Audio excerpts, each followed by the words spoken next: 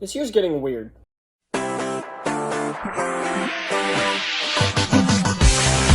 Netflix's new animated project Chickenhare and the Hamster of Darkness hit Netflix about 2 weeks ago, and for seemingly no reason, I decided to watch it. Now, the trailer, which I watched about 5 minutes before the movie, as was typical of last year for Netflix films, I didn't know what to expect. It looked pretty dumb, like Secret Magic Control Agency.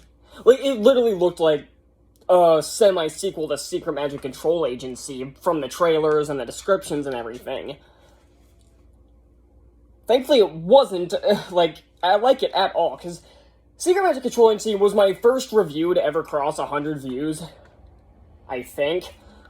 And it's still one of my highest viewed. And it still doesn't make a lot of sense to me, but I'm not gonna complain, because that movie, of all things, I guess because when people were looking at reviews for it, my video is, one of the first things to show up when you type in Secret Magic Control Agency review, because, nobody saw it. So yeah, if you guys ever saw that review, the movie was terrible, it was dumb, it was just all kinds of stupid. And I had a feeling this was going to be very similar. Surprisingly, I was wrong. This was actually good.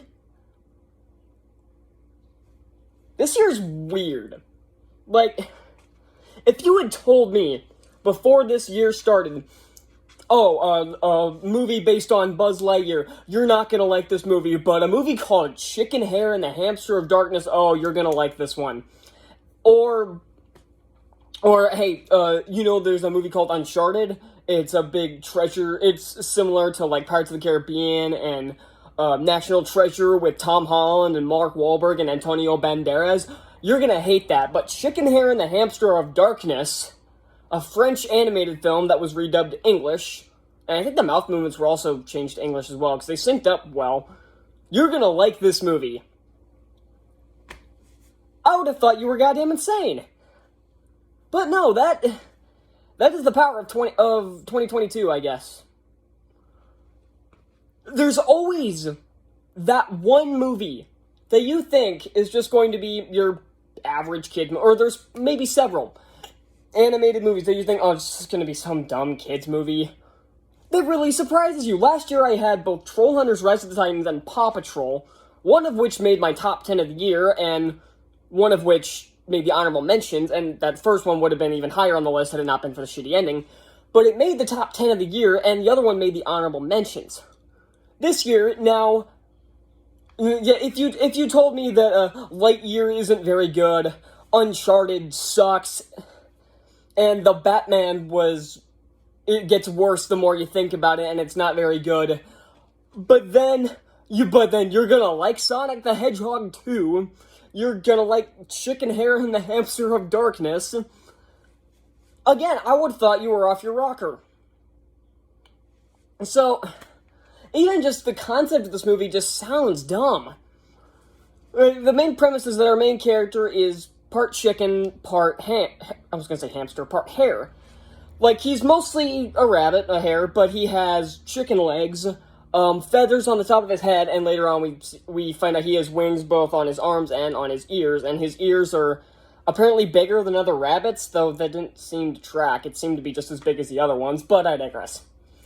And he goes on an adventure to get a scepter, basically called the Hamster of Darkness, that can create and control an army of glowing green hamsters with a skunk and a turtle. And he's going to have to stop his uncle from getting that to taking over the throne. This is the stupidest, most cliche animated movie you can get, as far as plot-wise, but surprisingly, they take this relatively thin and kind of weird story, and they go nuts with it. They have a lot of fun with this movie. Now, as far as the comedic bits go, do they work? There were plenty of moments that got a laugh out of me, but most of the time, the comedic bits were probably one of the lowest points of the movie because they weren't that funny, especially the turtle. Like, the movie really wants you to believe this is the comic relief. Like, he is the comic relief of the movie, but he's not very funny. He does have some good jokes every now and then, but he gets on my nerves a bit. He wasn't as funny as the movie thought he was. I like Chickenhare. Yes, that's his name is actually Chickenhare. I like Meg. I like most of the characters. The villain is, again, it's your standard animated villain. I want to take over the throne from my brother. It's like, we've seen this 1,000 times, but it's nice to say. But as I said with the Paw Patrol movie, sometimes you just want a villain that's just evil. They're obviously wrong and evil. They don't care. They know it and they don't care. I miss those types of villains every once in a while. It's always great to have a redeemable villain or a villain that you kind of side with, like one of my favorite villains of all time. Like Darth Vader is a very sympathetic character, and Thanos, you understand his motivation even if you don't agree with it. So those type of villains have their own place in cinema. But then you have ones like the old Disney villains, like Maleficent, or Evil Queen, or Jafar, or Hades, or I had another example, I lost it. But you know what I mean. A character that's just evil, they know it, and they don't care. That Man of Steel is an example. It's like, that could have worked, but they screwed it up with crappy writing, so. But yeah, this movie just has fun with whatever it wants. I like the animation. This is definitely a step up from Marmaduke's animation. Oh boy, that was some of the worst animation I've ever seen. This one has pretty good animation to it. You can tell there's actual money behind it. Unlike Marmaduke, which I think was made for about 64 cents, this one you can tell had... The Netflix animated films usually suck. They do. But you could tell at least they have some money or some effort thrown in, even if the movie's garbage. Like, hell, I bring this up every single time, but Animal Crackers, one of the worst animated films, like, I've probably ever seen, made the top 10 of worst films of 2020 for me, and it was so poorly written and so dumb, but the animation looked decent enough. You could tell there was some money and some effort thrown in. It was just a stupid idea. It was like the right people for the wrong project.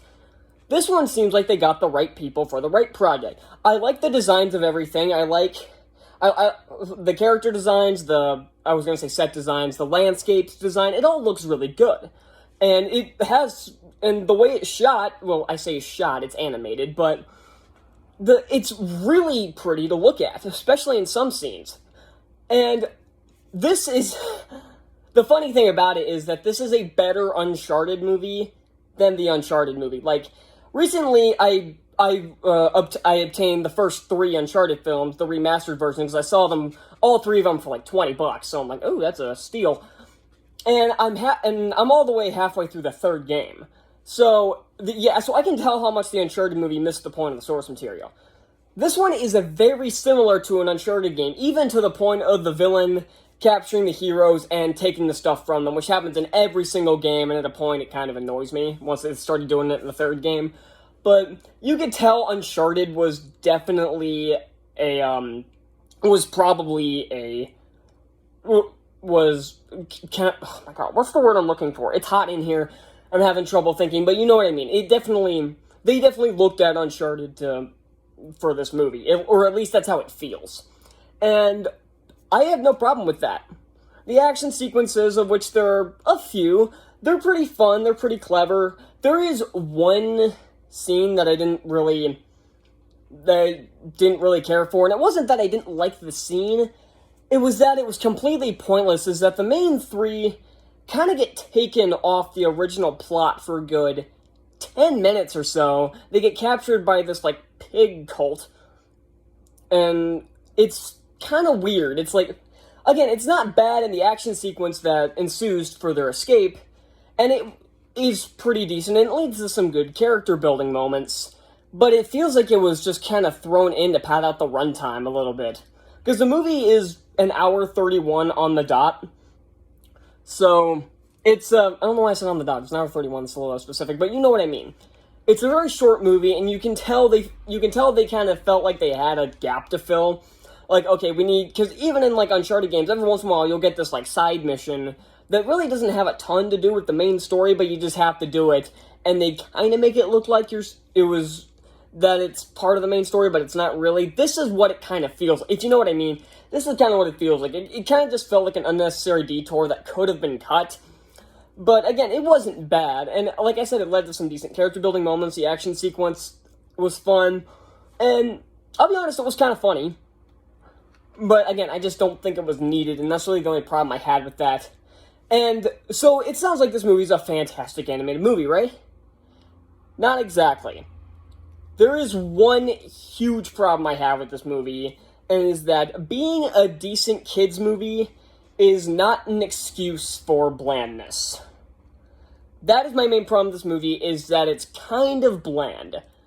Like, again, the animation is bright and colorful, and it actually looks pretty good. The voice acting is all decent. Chickenhare's voice was kind of annoying at first, but once we got to, like, the full adult Chickenhare, his voice was still really high-pitched for some reason. I think they needed to pitch his voice down a bit. But other than that, his voice acting was fine. All the voice actors do their job fine. And, like I said, the animation's good, the action sequences are fun, the story is at least competent, and the puzzles for them to get through seemed pretty easy. Like, the 3 deadly trials are what they're called, to get through to the Hamster of Darkness scepter. But it seemed like these were some really easy puzzles to get through. And there is one thing, during the second trial, they have to stand, like, staring at up to a statue, and so the boulder that's coming after them, kind of like Indiana Jones, which was definitely another inspiration for this. That's what the inspiration was, the Uncharted thing. But there's definitely some Indiana Jones, even down to the dude wearing a fedora the entire time, and them using whips constantly. But the problem with that little portion is that they had to stand in front of the statue, which is fine, so the boulder goes over them. Like, that's part of the puzzle. But it seemed like this little ice wall with this statue in it was probably, like, 20 feet wide. And they had to stand, the way the rock, like, bounced up, because it had those little, like, propellers that kept it from crushing them to keep it up a bit, the distance was about 3 feet. So that seemed kind of bullshit that they had to stand in front of the statue, but they had to stand in this one tiny spot in order to avoid getting crushed. That seemed a little odd. But, yeah, again, this puzzle just seemed kind of easy, and again, it's like everything is fine, but again, it's just kind of bland. It's like nothing we haven't seen. It's nothing we haven't seen before. But that doesn't make it outright bad. Honestly, I'm surprised I like this movie. Again, like I said, I thought it was just going to be a dumb Secret Magic Control Agency-esque movie. It wasn't. It was really surprising. I definitely like this more than Lightyear.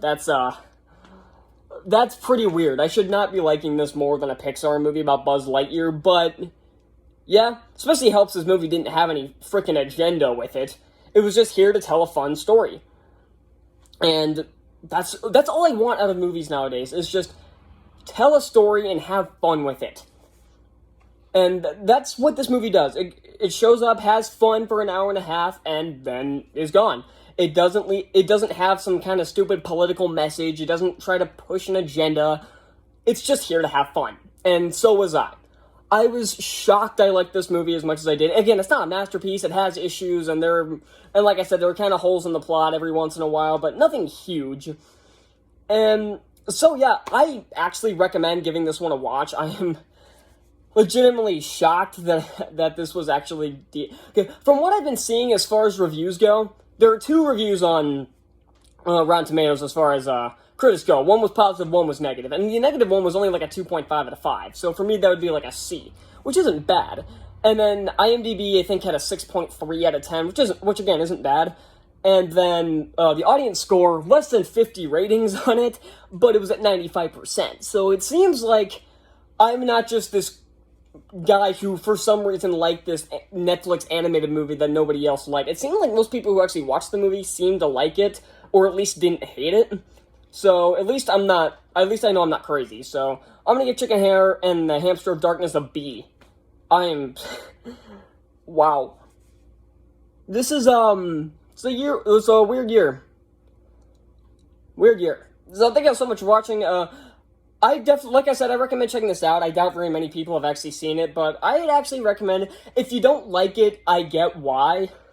Like I said, it is bland, it is kind of dull, but honestly, it was fun enough for me. I had fun with it. So, I guess I'll see y'all next time. Bye.